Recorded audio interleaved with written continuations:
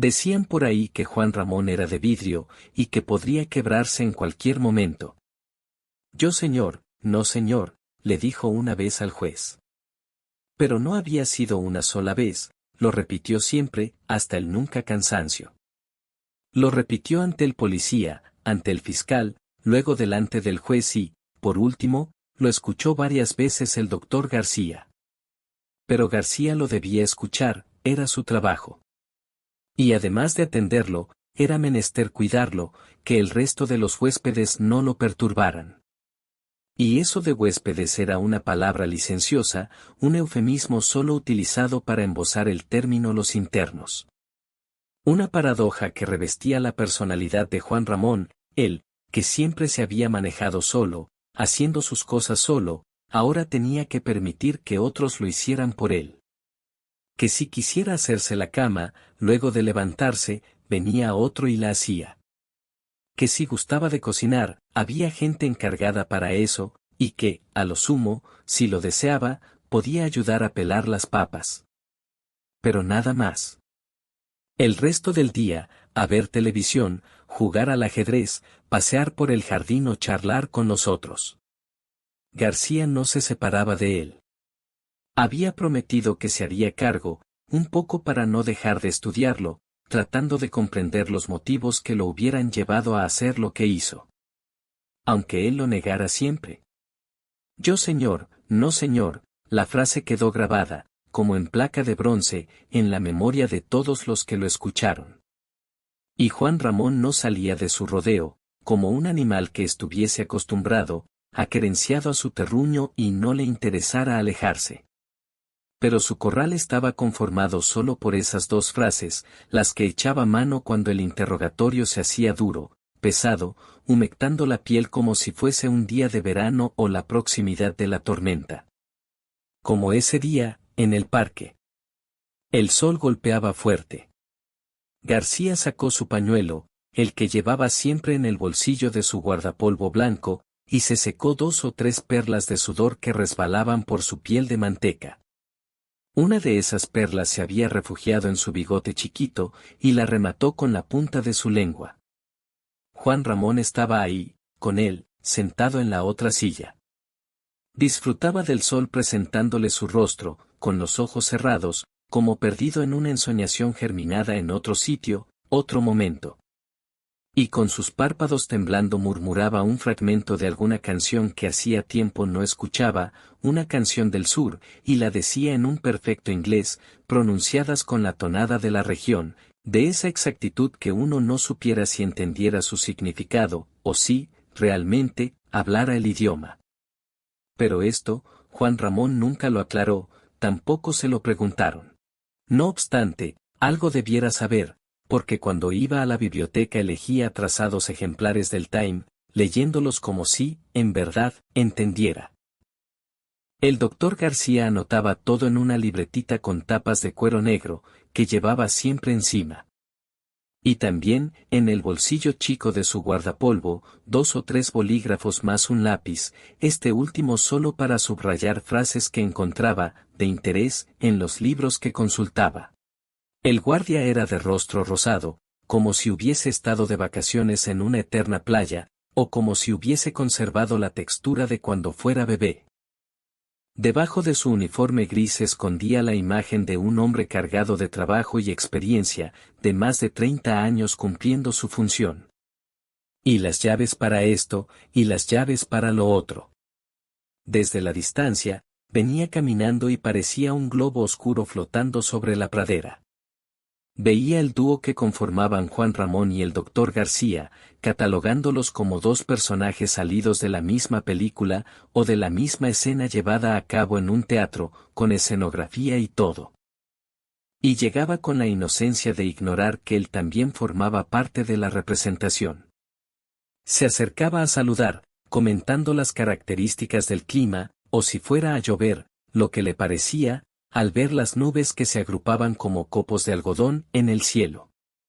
Artemio movía su gorra, echándola un poco hacia atrás, para dejar descubierta una porción de su frente, surcada de arrugas. Reiteraba eso del calor que estaba haciendo, Hacía ruido revolviendo las llaves, miraba a Juan Ramón, aguardando a que dijera algo, pero Juan Ramón solo le sonreía. A veces le pedía chocolate, aunque supiera que fuese contraproducente por su medicación. Pero Juan Ramón soñaba con su pedacito de chocolate. García esto también lo sabía, y que Artemio, en algún momento en que la custodia médica hubiese estado descuidada, le había ofrecido, ante su insistente súplica. Había sido un pequeño desliz, nada más, nada importante, porque Juan Ramón siguió tomando su medicación sin sufrir efectos adversos. A Juan Ramón había que cuidarlo, decían que era como de vidrio, que a sus 80 años se podría quebrar ante la menor imprudencia.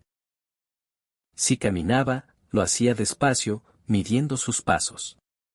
García lo seguía de cerca, por ahí conversaba con Artemio, pero siempre con un ojo sobre Juan Ramón.